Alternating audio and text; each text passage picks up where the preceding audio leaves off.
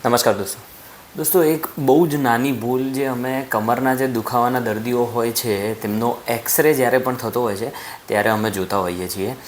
જો કે જ્યારે પણ દર્દીનો એક્સરે થતો હોય છે અને કમરનો દુખાવો હોય ને એ દર્દીઓનો ખાસ કરીને તો એ સુપાઇન પોઝિશન મતલબ કે સૂઈને કરવામાં આવતો હોય છે।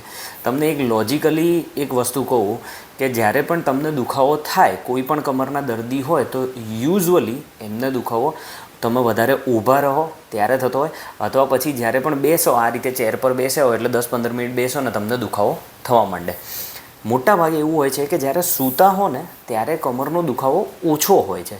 શા માટે? કારણ કે ગ્રેવિટીના કારણે અને નીચેથી પણ તમને વજન આવતું હોય છે કમર ઉપર, એટલે તમે બેસ્યા હો કે ઊભા રહ્યા હો ત્યારે તમને દુખાવો થાય, સૂતી વખતે દુખાવો નથી થતો હોતો।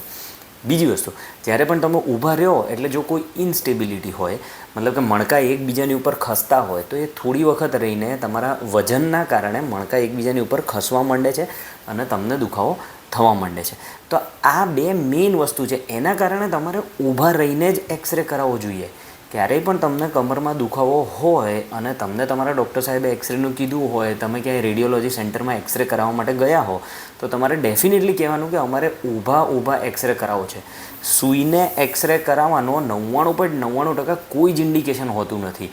કમરમાં શું, ઇવન ઘૂંટણનો જ્યારે પણ દુખાવો હોય ત્યારે પણ તમારે ઊભા થઈને જ એક્સરે કરાવવાનો હોય।